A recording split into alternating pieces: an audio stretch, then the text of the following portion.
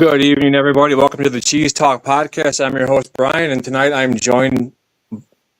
be talking Packers with Amar. First, I'm going to what's your opinion on the game that we just witnessed on March Madness? That was crazy. Duke was up by 19 points. It unfortunately reminded me of the Packers playoff game.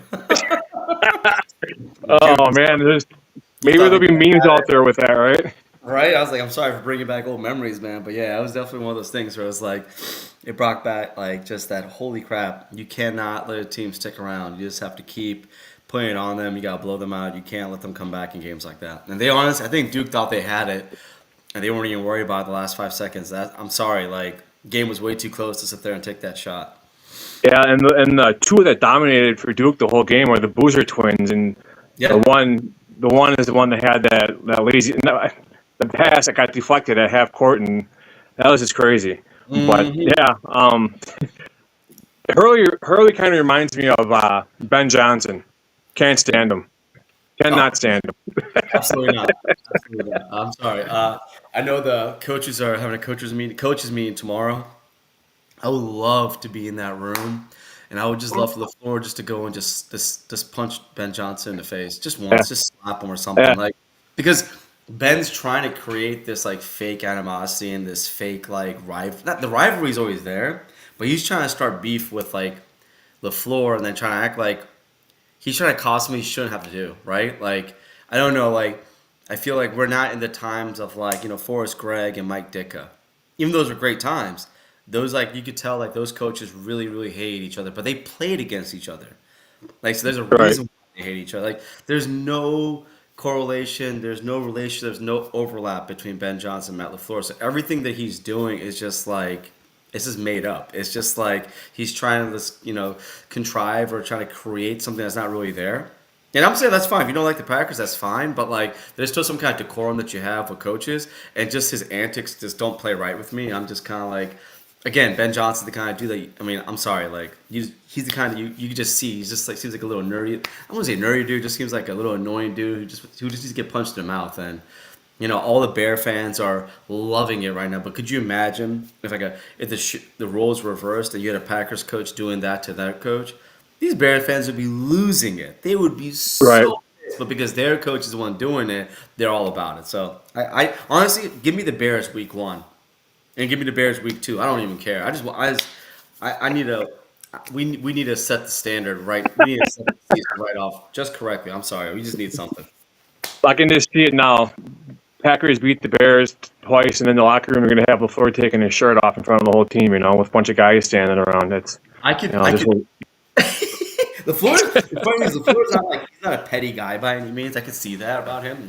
He'll make some comments here and there, but he's not about that. He's more about, hey, I'm just here to coach my team and play the game, and he's not about like all the fanfare and all like the antics. But I have to admit, like maybe he should get a little bit into it because sometimes like your team and your players go as the coach go, right?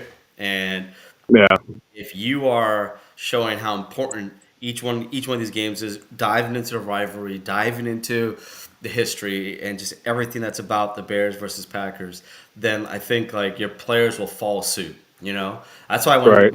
he was there, he rarely ever lost to the Bears. Now he wasn't Yeah, like he was going around like Lovie Smith, these other coaches talk about how one of their goals as a coach is to beat the Packers. Like he never said that. But like I'm sure like if you were to interview him or ask him, yeah, every time it was Bears week, he definitely put a little emphasis into it. Now I need LaFleur to do the same thing. I think LaFleur just looks at every game the same. He's like, you got to go 1-0 every week, which I agree. It's all great and dandy, but like I think you need to put a little more emphasis on some games. That's all. it was that last Halloween when they asked about time Yeah, off, whatever. And he's like, I don't give a shit if it's Halloween.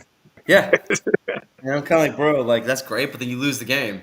And it's Yeah, like, I'm like, well, right. what's the point? Like it's like if you're gonna say that, you better win, right? And I think that was the game that we went and played the Panthers. And we lost at home, right? Yeah, I'm sorry, like yeah, that's. I mean, the Panthers went to the playoffs and they actually, they looked pretty good this last year for a team that wasn't supposed to be that good. And yeah, again, even with that being said, like the Packers need to figure out a way to kind of like get over this slump of like just like meandering through the season, having some ups and downs throughout the whole season, and then just falling flat in the playoffs. Like we need to figure out a way to get past that.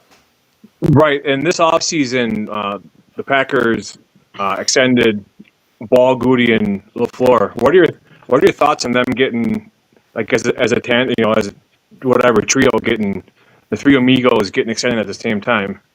I mean, honestly, like if you look at their resumes as a whole, I mean, Russ Ball shouldn't go anywhere.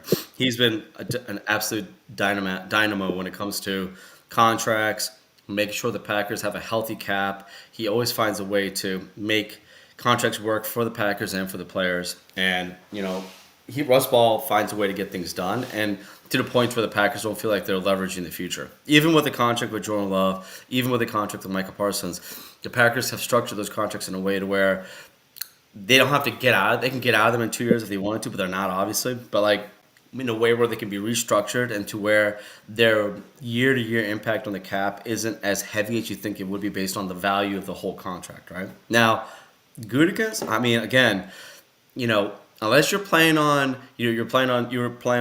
promoting John Eric Sullivan or bringing someone from the outside, which I seriously thought the Packers are going to do that. I mean, Goody for the most part he's hit more often than he hasn't when it comes to his drafts, right? I do admit that his first round picks haven't always been the best. That's just a fact, right? Jordan Love and Jair Alexander are probably one of his top ones. Devontae Wyatt, I feel like can be up there. Quay Walker's already gone. Jordan Morgan, the jury's still out on him, and again, like for me, overall, when it comes to the way he drafts, Gutekunst has done a great job. I feel like, for what Oh, yeah. obviously like no GM's out there hitting 100%, right? And Right. LaFleur is my last one. And again, if you fire LaFleur, then who are you bringing in? Because whoever you're bringing in is going to bring in his own offensive staff, his own defensive staff. He's going to want to probably change the way the offense runs. So guess what? Now Jordan's got to learn a whole new offense, right? And then again, LaFleur had a lot of buy-in in drafting Jordan Love back in 2020. So I feel like if you bring whoever in, if they're not in love with Jordan Love, they're going to be like, well, I want my own quarterback. So now you're just changing up everything, right? And it's like, Yep.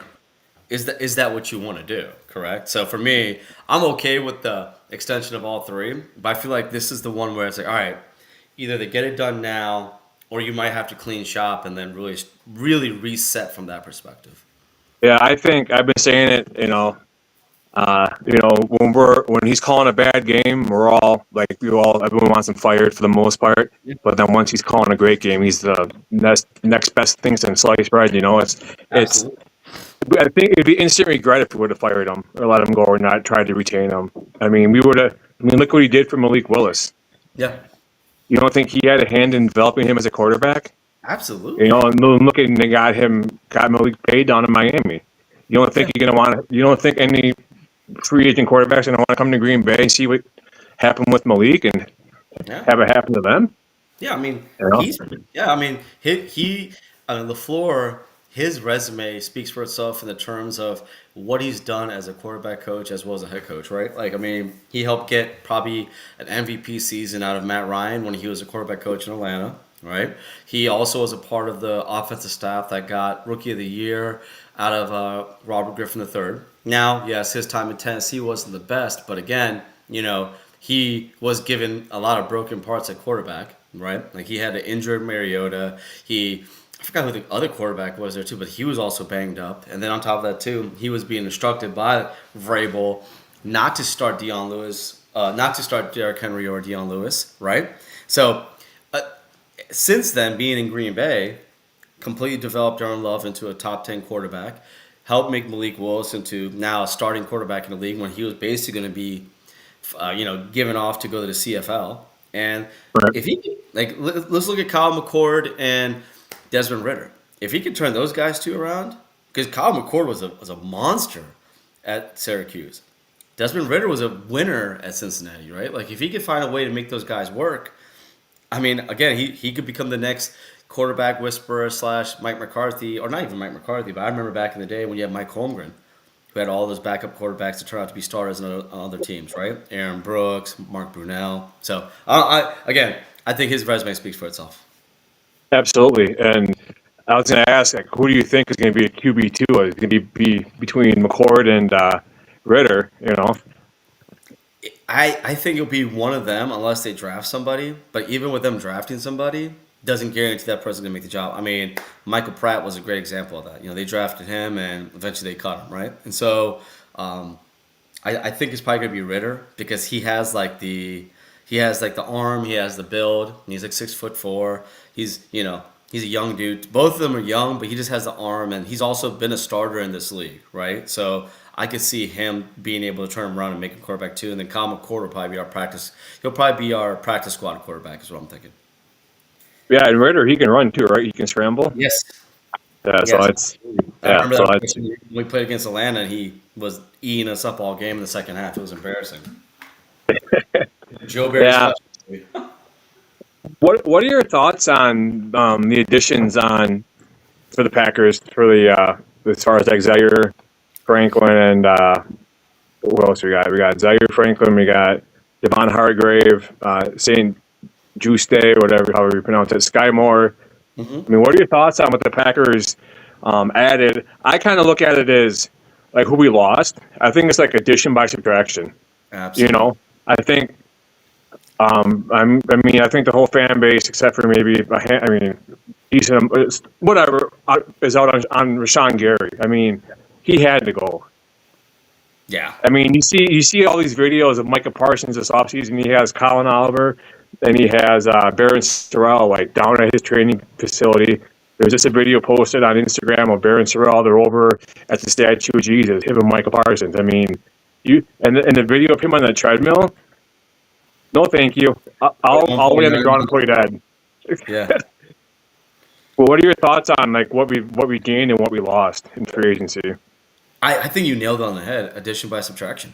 I feel like Rashawn Gary was a shell of himself. He was never right after the ACL, and before his ACL injury, he never had a 10-sack season. And this is a guy who was a top 15 pick, who was a 5-star recruit, going to Michigan, and had a lot of athletic talent, but it just really never translated on the field. And this guy could not contain to save his life. I'm telling you, if this guy would rush in every time, never hold his edge to the point where the quarterback's going to bootleg or running backs go right around him, right? And I was never a big fan of Rashawn Gary when we drafted him. He made me a believer for a little bit, and then he fell completely off. And his press conferences, like every time he was speaking in his locker, he would say the same. Like, you could literally take what he said season one to the last season in Green Bay, and he said the exact same thing over and over and over again. Just gotta play harder, gotta be faster, gotta be better. I think I'm playing the best football of my career. I think this, that. He just was so cliche. Like that's the reason why, like week to week, you would never see him be interviewed because they knew that he would just say the same garbage over and over and over, right? Even when Yeah. he was playing absolute doo doo, he's saying he's playing his best football, and I'm just like, bro, like you ain't gotta lie, like we know. So for me, I was happy Rashawn was gone because he was definitely not earning his contract, and at that point, it made sense for us to let him go. And honestly, getting a 4th-round pick for him was a boon because you knew we were going to cut him anyways. So thank Yep. you again, Jerry Jones. Quay Walker was a guy that I really loved coming out of college. Was a big fan of him coming out of Georgia, but unfortunately, it just never he never put together a full season. He'd have bright moments, pick sixes and like play really well. And then other times you're like, what is he doing out there, right? And I truly felt like him being now in Vegas with N'Kobe Dean, you're going to see the best Quay Walker that you've ever seen in the NFL. Because N'Kobe Yep. Dean was the unquestioned leader of that defense in Georgia, and he literally got the most out of Travon Walker, out of Quay Walker, as well as Jalen Carter, Jordan Davis. He literally was able to keep all those guys in check, and I think that him being side by side with N'Kobe Dean, as long as N'Kobe Dean can stay healthy, you're going to see a monster of a Quay Walker. Unfortunately, we didn't have that kind of guy on our side. And Here's your boy, huh? Craig, right here, big Quay guy here. Oh no, Trey. Trey was talking about. I know Trey. Trey. I think Trey is just trying to be facetious there. But truth be told, like the guys we lost, I was like, I didn't want to lose Elton, but I do know his game was coming. Like it was kind of on the decline over years, right? I think the guys that went out, Rasheed Walker, I was done with Rasheed Walker. I was done with him last Yeah. year.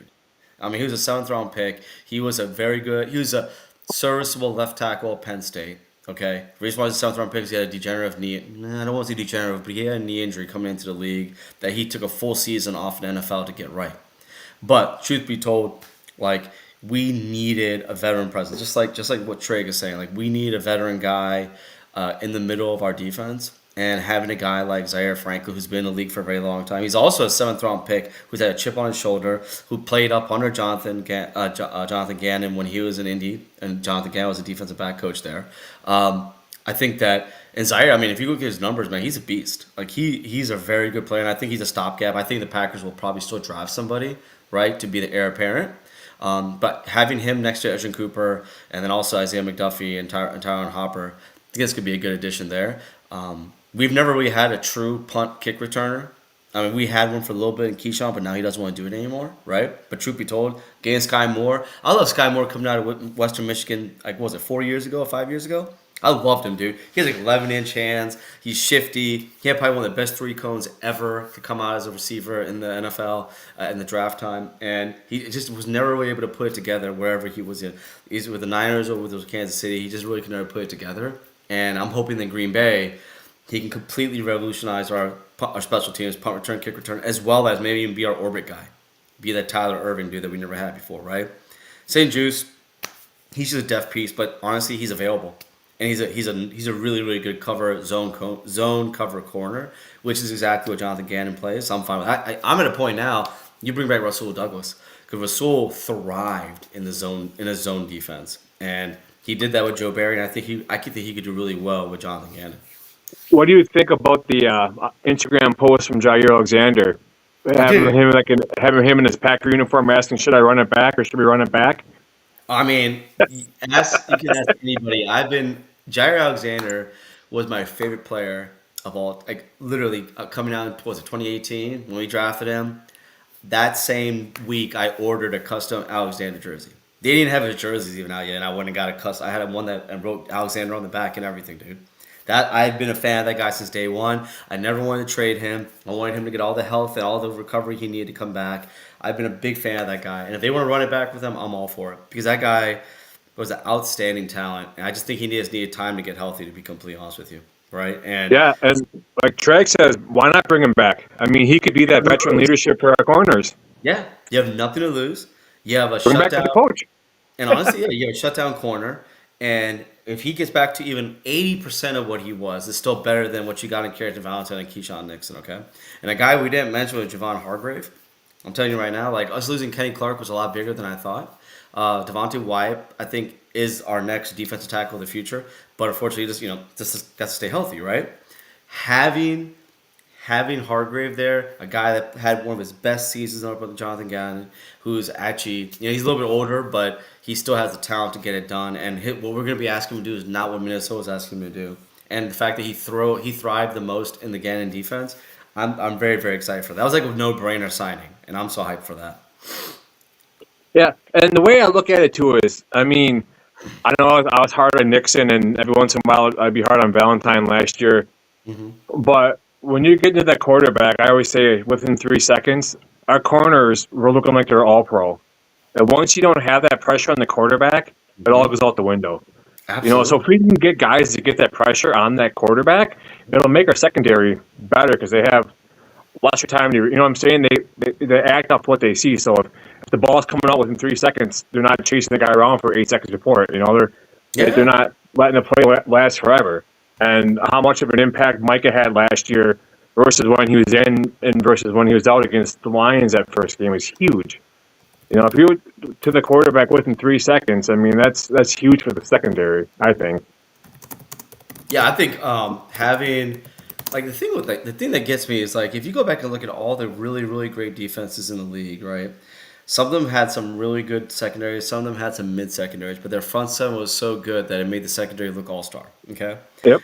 And you could have, and at one point when Michael was out there doing his thing, he made our secondary look amazing. The problem that we had was offenses got cute and realized, well, we just had to do a quick game with these guys because if we give them quick game, they got time to get the pressure on us, right? And even in quick game, our corners couldn't cover for crap. And we pay for it. And I think that's the reason why, like this last year with Halfley, like I feel like he really got exposed.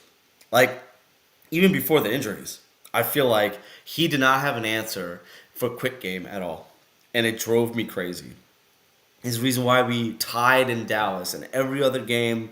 Like there was no lead that was safe because people would just go and chip away at us 1,000 paper cuts. I felt like Joe Barry never left, right? But even with I was thinking about this, and I hate to admit this, as much as I couldn't stand Joe Barry, he knew how to defend Ben Johnson and Kyle Shanahan offenses. He had a way of defending them and confusing them and finding a way to disrupt their schemes. And I have to give him credit for that. Other than that, though, he couldn't do anything else right. But those two guys, he knew how to scheme them. And so for me, I feel like Keyshawn and Carrington Valentine, I mean, I think they're decent corners, but again, like they got exposed these last 2 years. I'm just kind of over it at this point. Yeah, they got exposed more than they were good. But when they had their flashes of being good, they look like they're all pro, like I said. And then Right. it lasted a game or two, and it was gone for like 5 or 6 games, and it came back. And it just, you got to be more consistent, right? It was it's hard to watch as a fan, obviously. But what are your thoughts on the new coordinators in Green Bay? I You mean, mentioned Gannon, and we got honestly, Babbage. And, yeah, I was. It was so funny when Gannon got picked. I was so pissed. I was like, not this guy, not the Arizona guy that punched a player, not the Arizona guy that just looked like he was way out of his depth. Like the truest definition of Peter Principle is him and Adam Stenavich, honestly. But truth be told, since then, looking back, talking to some guys from Philly, talking to some other people, Gannon having head coaching experience does allow him to really take over that defense, and just run the defense, right? And he wasn't calling defensive plays in Arizona. That was his guy Rollis, who stayed there actually. And so for me, I'm all for the Gannon signing because I feel like the coaching staff that he has up under him that he created is a good one. They kept Covington. They kept some of the assistant guys, Obigasi and stuff like that. They brought in Babbage. They brought in Bullocks. They brought in another guy. They brought in the guy, the Virginia Tech defensive coordinator, and a couple other guys too. I just feel like I'll say this. I'm waiting to hear from Gannon because I know now that the coaching staff has been completely solidified that normally they give him a chance to do pressers. I want to hear what he says, right? Because Halfley would say all the right things. His first year was amazing because he backed it up. This second year, I felt like he was very underwhelming. I think people figured him out. And I know Gannon's been in the league a long time. And he's still a pretty young guy. And the fact that he's schemeless is what I love. The fact that he doesn't need to run a 3-4, even though we're going to be probably like mirroring a 3-4, honestly. He doesn't believe in that. He's like, he goes, I'm schemeless because I need to be able to attack the offense in any way possible. That means if I have to run a 4-3, run a 3-4, run nickel, run dime, whatever I need to do, I'm going to do that to whatever I got to do to stymie this offense, right? And, he was, honestly, like, he was really a bad holding penalty away from probably leading the Philadelphia Eagles to their second Super Bowl against Kansas City, because the first one they got against the Patriots, right? But like I was gonna say, like if Bradbury doesn't get called for that holding call, they win that game. It's a 4th down play, right? It gets them in field goal position and everything. So I'm thinking Jonathan Gannon was in charge of that defense, and talent wise, we're relatively the same as he was when he had that Super Bowl team. So I'm really looking forward to seeing what he can do with our defense and with Micah Parsons. Offensively, bringing back Getsy, I was okay with that because he's actually been a pretty good quarterback coach. And when he was a wide receiver coach and quarterback coach first, I think he did well. I didn't want to lose Sean Mannion. I'd rather us had let go Steno and kept Mannion, but I'm hoping nothing but the best of luck for Mannion in Philly. Losing Rafferty, I was okay with that because he was our wide receiver coach. I feel like our wide receivers took a step back last year. And so bringing in Rowley from Penn State, who was formerly the Iowa State wide receiver coach, I think was an amazing signing. Every guy that I know watches college football, and that all my Penn State friends, they all loved him, and they're all upset that we stole him away. And, this guy was instrumental in developing Jaden Higgins, Jalen Noel, Aiden Hutchinson receiver. And so these guys that came out of Iowa State, a lot of them, actually all of them were with the Texans, which is funny. But he was instrumental in developing Christian Watson, who's at North Dakota State as well. And so for that, yeah.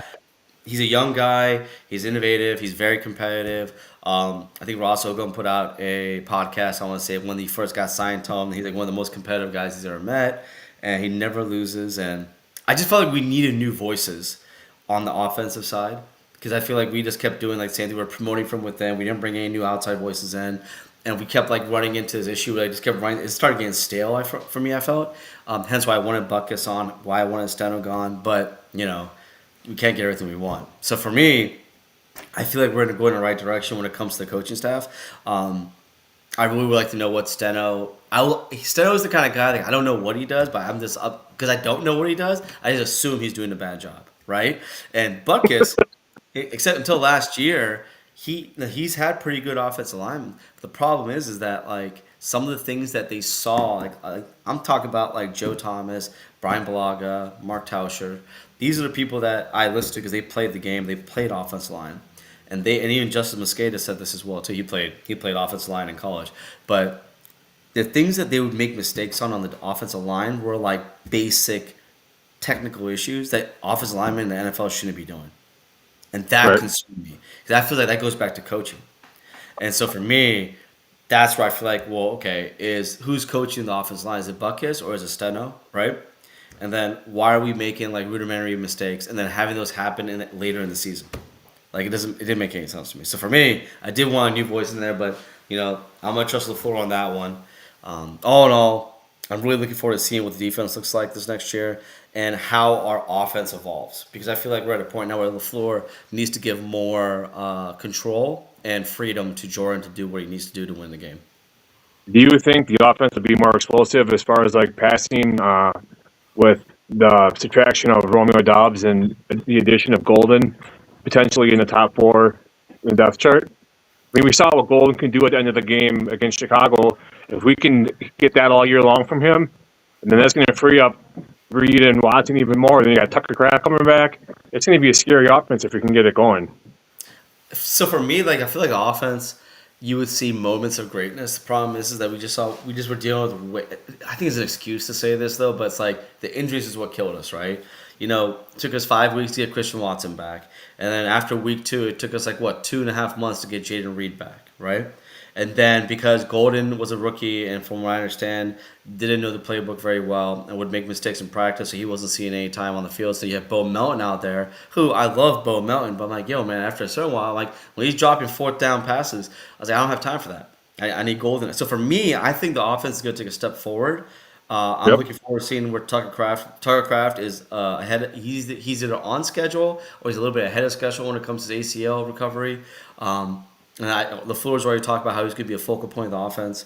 I'm really looking forward to seeing what this offense is going to look like. A, with better offensive line play, and B, with our receivers hopefully being coached up properly to where they're not in the wrong place at the wrong time, running wrong routes, or not understanding assignments. Like that's what I want. Well, yeah. Well, the former receiver coach, I thought he was a coffee getter. So Rafferty, yeah, 100% he was. Rafferty was a coffee getter, and he was like a guy that was there with them.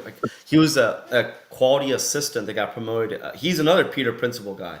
He was good at one job, and then he got promoted to another job, and he's terrible at that job. Him and Steno, I feel like, fall in. I think Steno needs to go back to offensive line because that's what he excelled in, and that's what he came in to do when he first was hired. I don't think he's OC material. Maybe I'm wrong. I know they do say that he was instrumental in developing Malik Willis, but for me, I just felt like our offense has been so inconsistent. It's just driven me crazy.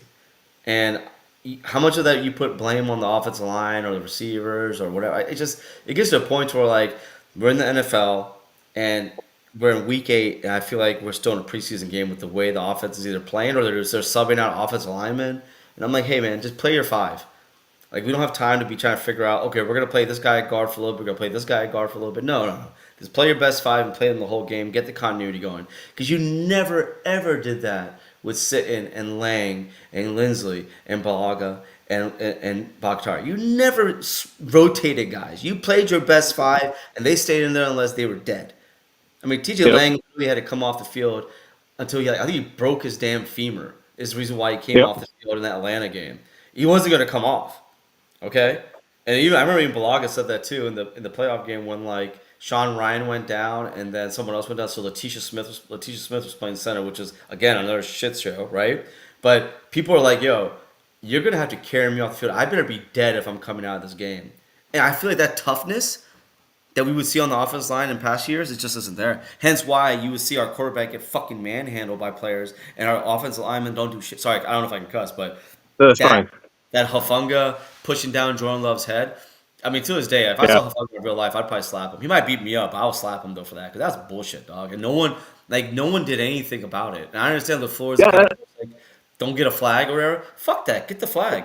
Like yeah, you got that's in the past too. You would have had like those linemen that Rodgers yes. had, that Favre had. They would have been out there getting flagged. They would have gotten ejected for it, because if they would have gotten ejected, they would have pumped the whole team up for the rest of the game.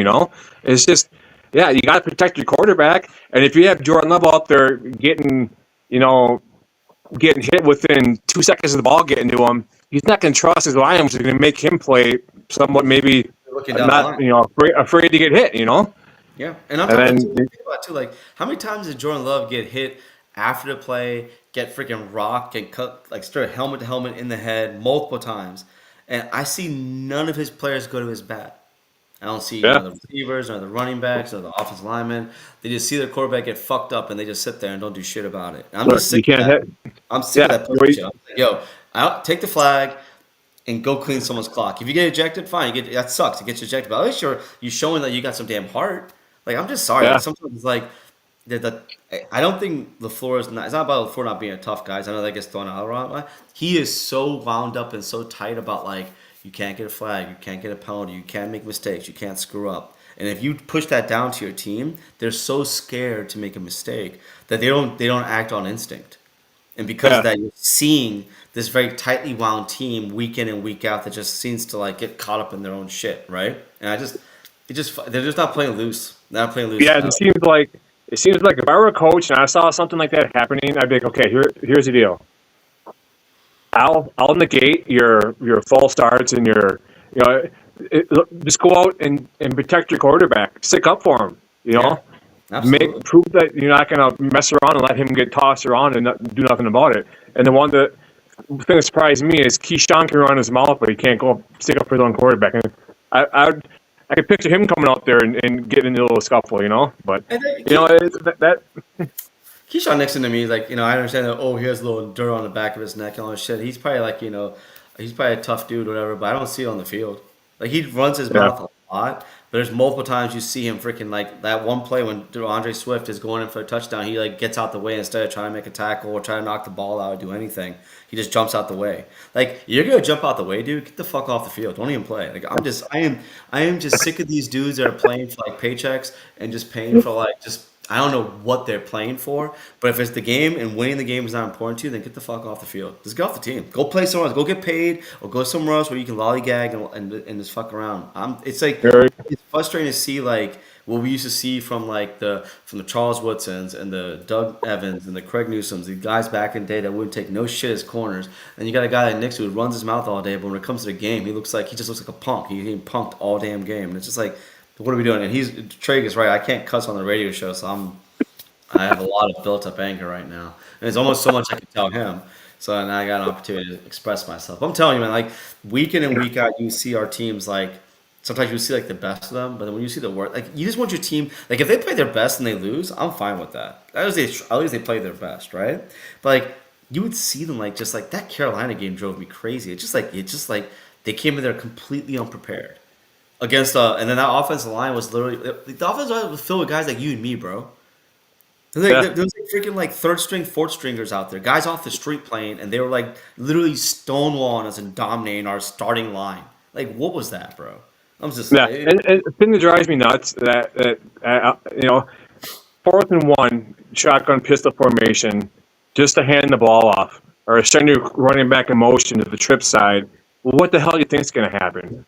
What about putting Kennard in motion, having an eligible receiver put him in motion, have him come under center for a quarterback sneak, and have Love standing 15 yards behind him with his hands on his hip like Rodgers does? Why not do something like that? I You just know what I'm saying? yeah, It's like I just feel like sometimes they get too too cute. predictable. It's like sometimes they won't play smash mouth football. And they do. You know how the situation like everything that can go wrong will go wrong. It's in those situations when it's like fourth and one and they try to do something cute, it doesn't work. But then there's times like, all right, we're gonna line up, we're gonna go I formation goal line, and we're gonna just punch it in, and it doesn't work. And it's like no matter what they do, it doesn't work. I'm like, sometimes Lafleur does like try to game plan a way out of some things, and it's just like, it just drives me crazy. Absolutely drives me crazy. Yeah, it starts with the floor. You need to play bully ball, play hard every play. Yeah, absolutely, Trey. I agree. I mean, it's just, you play hard for 2.5 quarters, and next thing you know, you're coming on to the last 2 minutes of the game, and you're on defense trying to prevent them from scoring. If they score, they win the game, and it happened to us against Chicago. And it's just like, God damn it! It's you got to foot to the throat the whole game. No excuses. And that's another thing too. Like even in that game, in the playoffs against Chicago, like the people want to keep blaming the floor. I'm like, no, that's a halfway thing. There's no reason why a team should score 25 points in the fourth quarter. Like even if your offense isn't doing anything, your defense should be able to get a stop.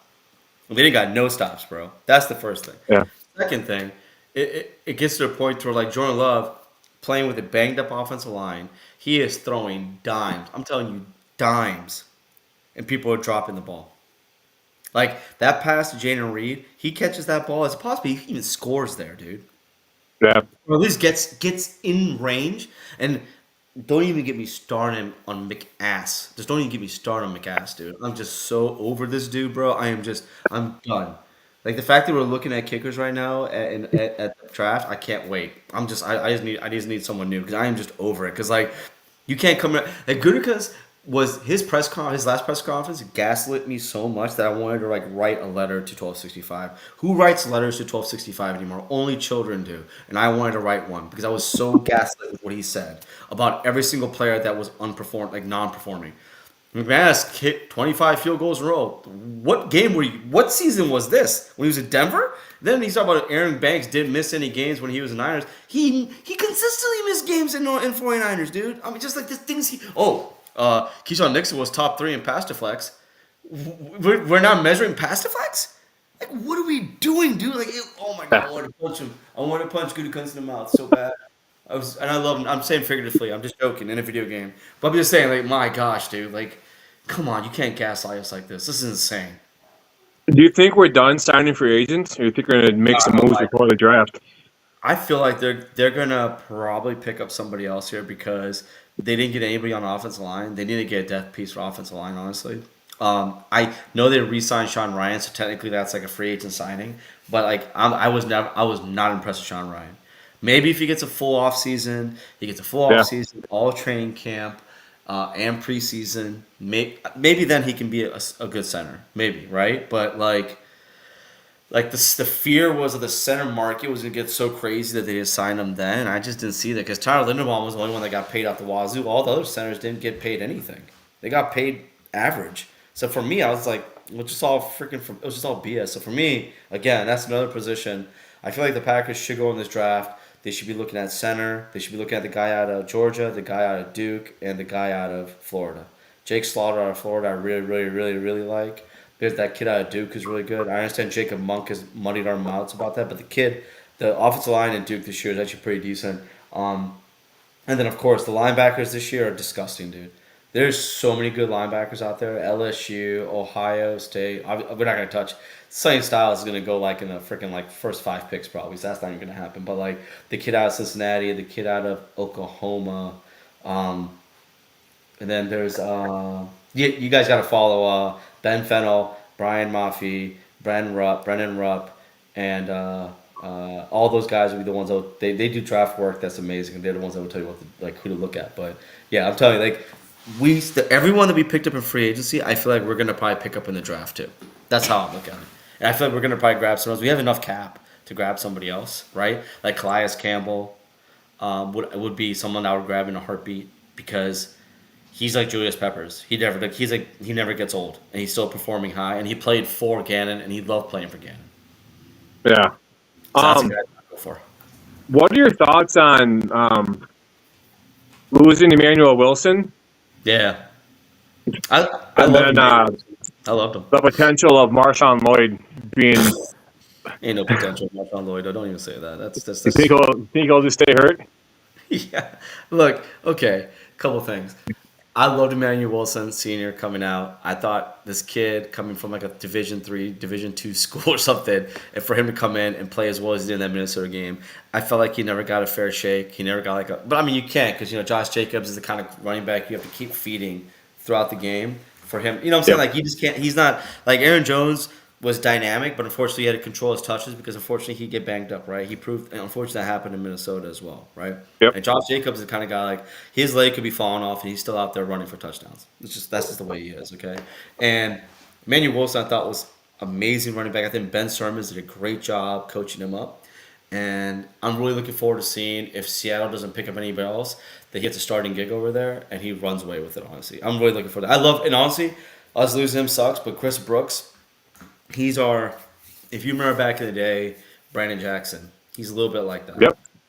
He could pass block with the best of them. He was a great receiving back out of the backfield. And when you needed to run the rock, he could run the rock well. Also, he's a guy that's loved by the coaching staff and by the players. Marshawn Lloyd, to me, is a really great dream that you're having, and then you wake up and realize it was just a dream.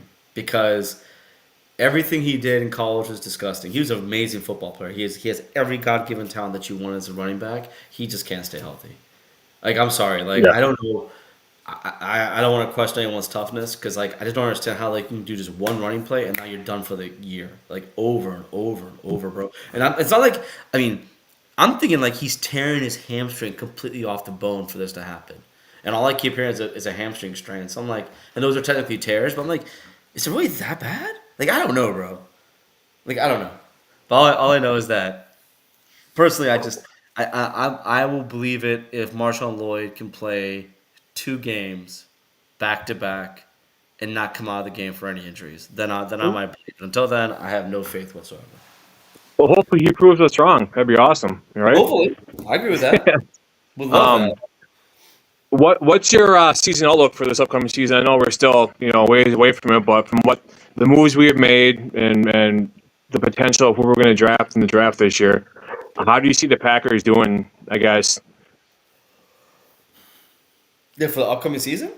Yeah.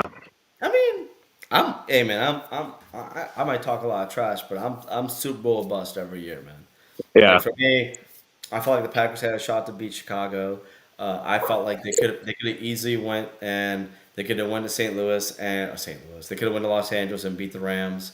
I feel, or honestly, every team that was in the playoffs, I think they had a shot at every single one of them. And that's without Micah Parsons. I feel like they had a shot.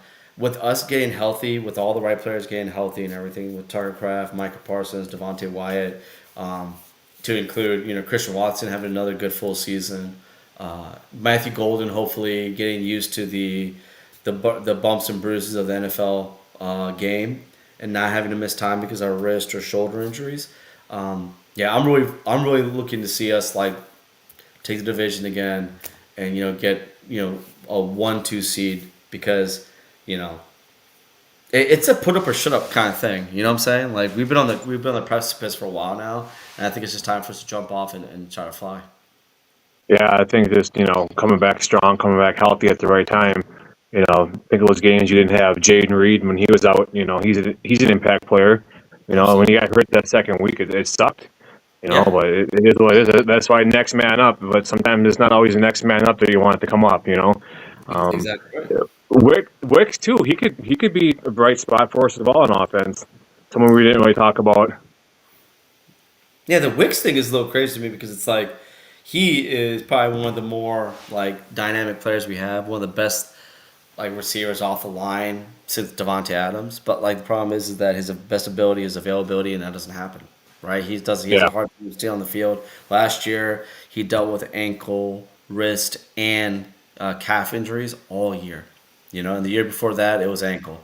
And for me, like, okay, Trey is just trying to gaslight me now. I think he's just trying to infuriate me with that. That's a trolling comment. Like, he knows that. I just want Bo Melton to completely transition to cornerback. I don't need this anymore. I don't need him as a receiver. I think it's great that he does some plays here and there, but I need all those touches to go to Golden. I need Jaden Reed to stay healthy, and I need Wicks to stay healthy. I just need our core to be those 4, right? And then Bo Melton, he needs to transition completely to corner. Oh, excuse me. He needs to completely go to corner and just try to, get schooled up by Babbage or something. I don't know, because I'm just him being on offense. And now that Romeo Dobbs is gone, I feel like there's no excuse for why Golden shouldn't be in the starting lineup every single play. He knows how to troll you. He said. Yeah, that's Drake's job. You do a radio show with someone twice a week, you're gonna know how to push their buttons, man. Um. Like, all the guys say is tell him that I think LaFleur is the toughest guy I know, and that's gonna get Trey going. I know he's laughing right now when I said that.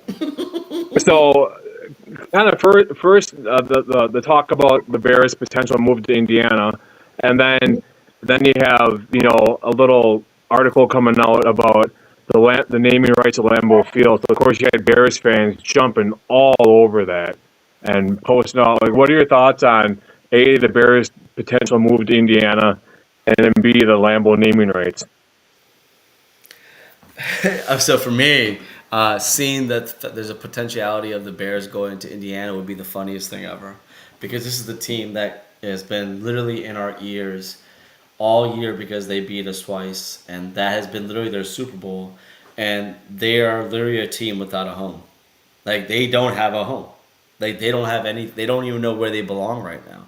Like they are worse than Harry Potter, because Harry Potter at least had like a room under the basement, under the stairs, in the Dudley's house. All right, he had something. The Bears don't even got that right now. They don't even know where they're gonna go.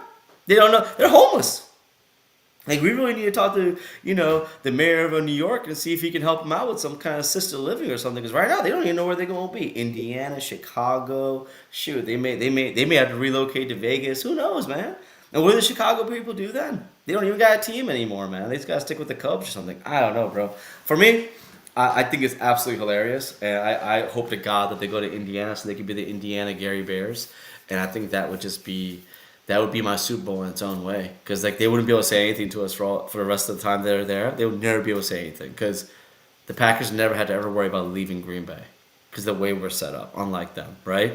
And the crazy thing is George Halas was one of the main reasons why the Packers stayed in Green Bay, and they have stayed there.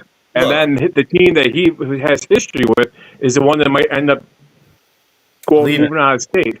That's kind of hilarious. That's what I'm saying. All I'm saying is, like, because of what George Halas did, the Chicago Bears will always be above the Lions and the Vikings when it comes to my love for my rivals. Okay?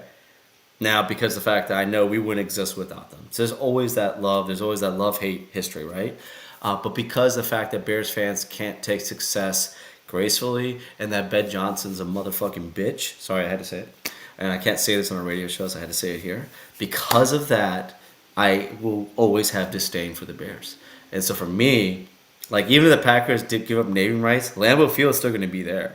It's going to be like Google by Lambeau Field or something. It's going to be something. It's going to still have Lambeau there, but they're going to have like a add-on a little bit, right? It's not going to be complete like Acrisure Stadium or something like that. You get what I'm saying? Like it's always going to be something, right? So for me, end of the day, seeing the Bears have their first successful season in a very long time and then really don't know where they belong, it warms my heart to know that they really don't have any. Their organization doesn't know what the hell they're doing. And I love that for them. Yeah, I mean, so it's either the Northwest Indiana is what, like 24 miles or 24 minutes from their current location, and I couldn't see myself going out of state, across state lines to watch my former state team to play football. That would drive me nuts. How many Bears fans will become Packer fans if that happens? I mean, I would love to see if we would take them with welcome, open arms, man. There'd be no judgment. We would take them in a heartbeat, okay? Because they know what the history is, man. And I hate to say it, like you go from Illinois to Indiana, dog. I'm just saying that's just too funny, man. That's just too funny. I can't. Like that's just hilarious to me. Like it's like the Indianapolis, like the Baltimore Colts, and then Baltimore Ravens and all that. Like same thing, dude. Like I'm just sorry. Like St. Louis Rams going to Los Angeles. Like again, like as fans, it sucks because like I mean I feel for the Bears fans, but also like fuck them too. I don't give a shit. Yeah, I just think it's funny. Like it's a few weeks ago it was like I saw the stuff that was like almost like it was going to happen no matter what, and then Chicago was trying to do like some last second pitch, and then that's the last we heard about anything. And I just hope that it's been about a month now since we've heard anything.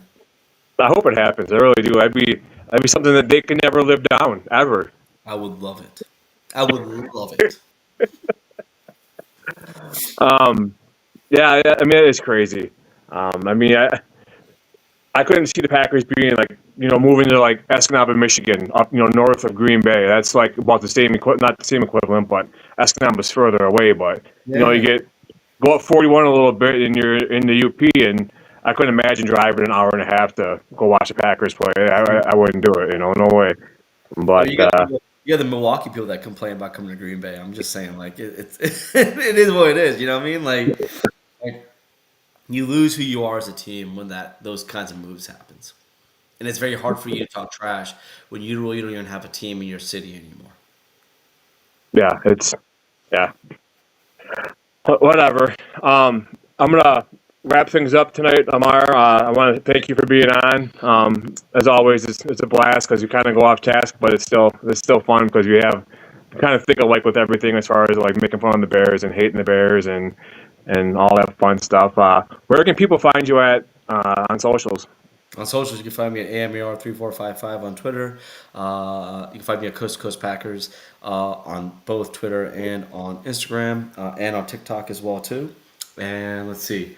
Also, myself and Trey, you can find Trey has a lot of his stuff that we do. We do a radio show on ESPN that goes on Wednesdays and Saturdays.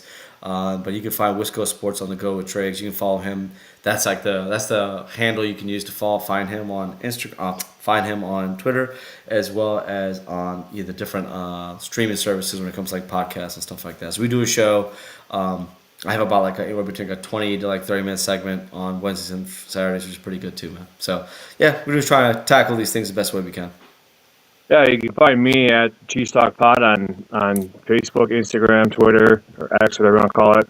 I'm currently doing a little giveaway on my Facebook page. Once I hit 1,000 followers, I'll be giving away a most Wisconsin thing ever, a cheese curd sampler. So there's 6 14-ounce bags of assorted flavored cheese curds from a cheese shop that's just down the road from my house. Oh shit! Nice. I'll be giving that away to a random follower, but you got to go to my Cheese Talk Pod and like or follow my page, and I'll randomly once I hit 1,000, I'll be picking somebody randomly. So that's what's up, man. Yeah. So you can't go wrong with cheese. So never. Again, bro. I appreciate it, Amar, and I'll be talking with you later on, and I'll get you on after the draft sometime to when we get closer to training camp and all that fun stuff, and get your thoughts on what direction you see the Packers going after the draft. I'm going to try to attend the draft this year. It's in Pittsburgh, so I'm going to try to go there with some friends and family. So I'll try to attend it there, so we'll see how that goes. It should be a good time, I think. And, hopefully we could trade ourselves into the first round and maybe get a pick or something. If not, then let's wait till the second round and enjoy ourselves. No, absolutely. Well, again, thank you. I appreciate it, man. Take care. Thank you, man. This is awesome. Have a good one. All right. One more comment. What we got here? Oh, thanks, Trey. Appreciate it. I'll have Trey on in a couple of weeks. Okay, yeah. So, he's a good shit, man. Awesome. Well, thanks again, Amar. Have a good night, man. Thanks. Thanks for you too, man. Later.